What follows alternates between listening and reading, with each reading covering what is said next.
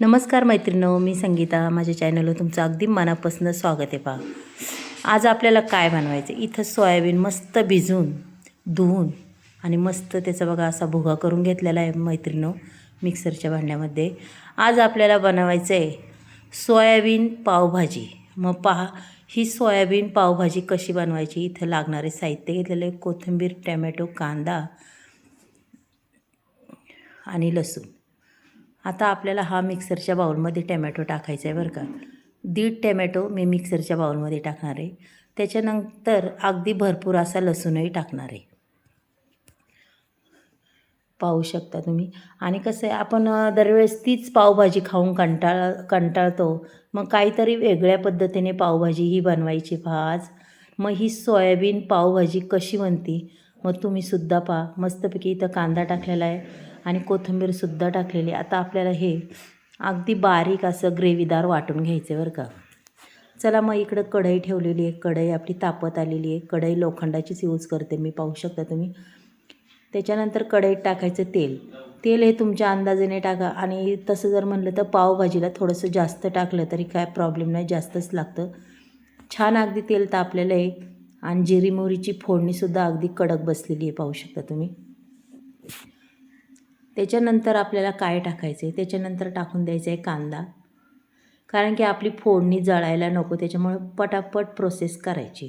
तेल जास्त तापलेलं आहे मैत्रिणींनो, पाहू शकता तुम्ही. हे बघा, खूपच जास्त तापल्यामुळं मग आता टाकून दिला आहे कढीपत्ता.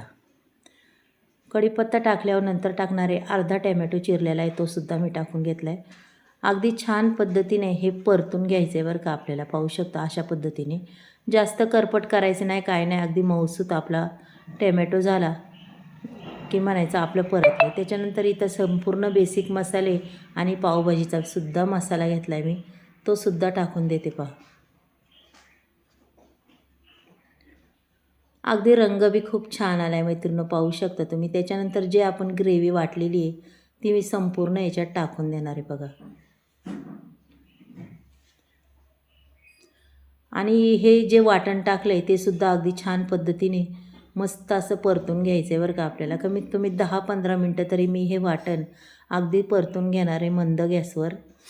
जेवढं तुम्ही हे वाटण परतसान तेवढी आपली सोयाबीन पावभाजी अगदीच मस्त होणार आहे. आणि आता थोडंसं मी पाणीसुद्धा टाकणार आहे मैत्रिणींनो, पाहू शकता तुम्ही. ज्या मिक्सरच्या भांड्यात आपण वाटण वाटलं आहे त्यानेच मी थोडंसं पाणी टाकणार आहे बघा. आणि आता मसाला अगदी छान पद्धतीने आपल्याला परतून घ्यायचा आहे बरं का, पाहू शकता. हे बघा, अगदी 10-15 मिनटं मी हा मसाला परतून घेणार आहे. हे बघा, अगदी छान असा मसाला आपला परतून झालेला आहे. चवीपुरतं आपण मीठही टाकले त्याच्यात. मीठही तुमच्या अंदाजाने टाका. आणि हे बघा किती सुंदर असा मसाला परतला आहे आणि रंग बी खूप अप्रतिम आलेला आहे बघा. अगदी 5-6 माणसं खातीन अशा हिशोबाने मी ही सोयाबीनची पावभाजी बनवणार आहे. आता हे पूर्ण वाटलेलं मी त्याच्यात टाकणार आहे बरं का. आणि आता आपण ह्याला घेणार आहे परतून.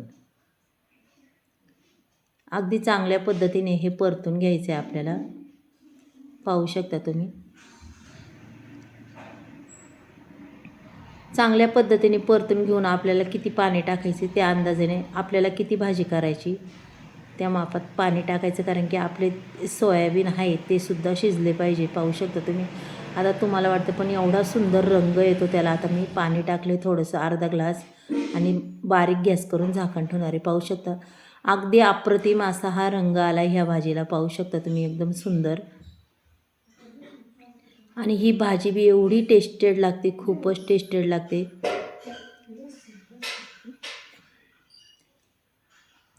पण अजूनही आपल्याला एक प्रोसेस ह्याची करायची आहे. म्हणजे भाजी आपली तयारच झालेली आहे मैत्रिणींनो, पाहू शकता तुम्ही. त्याच्यानंतर आणि रंग बघा किती अप्रतिम आलेला आहे, कलर बी खूप छान आहे. आता आपल्याला त्याला द्यायचा आहे मस्त असा कडकडीत तडका. त्या तडक्यामध्ये मी टाकणारी कोथिंबीर आणि थोडीशी बेडगी मिरची पावडर पहा. आणि मस्त असा तडका देणार आहे त्याला मैत्रिणींनो, पाहू शकता तुम्ही. हे बघा, चांगली कडक असा तडका दिलेला आहे ह्या पावभाजीला.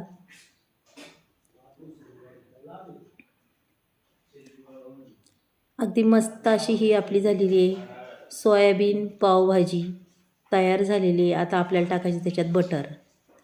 मस्त असं थोडंसं बटर टाकायचं आहे की आपली भाजी रेडी झालेली आहे. पाहू शकता. आणि खरंच अशी भाजी जर केली ना खरंच खूप आवडीने खातील मैत्रिणींनो. आणि जशी आपल्याला हवी अगदी तशीच बनवलेली. चला मग आता दुसरी तयारी करूया आपण. इथं एक तवा ठेवलेला आहे बघा. मस्तपैकी बटर आहे का असं चमच्याने आपल्याला लावून घ्यायचं ह्या तव्याला बघा. सहज असं हे बटर लागते. आणि आता आपल्याला त्याच्यात ठेवायचे पाव गरम कराय. मस्त पाव चांगले फ्राय करायचे बघा बटरमध्ये. आणि चवही खूप अप्रतिम लागते मैत्रिणींनो. आणि असं नाही की वरून खालून मी पुन्हा पाव चिरून सुद्धा ते पाव भाजणार आहे बरं का, की आपली पावभाजीची चवच अगदी वाढणार आहे. खूपच छान लागणार आहे.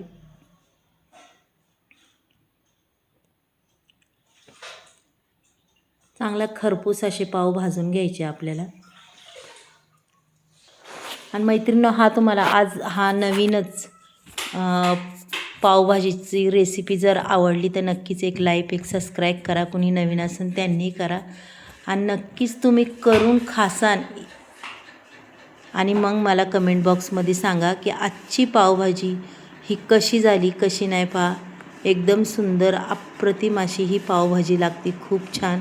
सोयाबीन पावभाजीची रेसिपी मैत्रिणींनो आवडली असली तर लगेच करायला घ्या. रंग बी पहा किती सुंदर दिसतोय. आणि खायला बी खूप टेस्टी. आणि खाणारे अगदी पोटभर खाणार ही मी 100% गॅरंटी देते. बाय.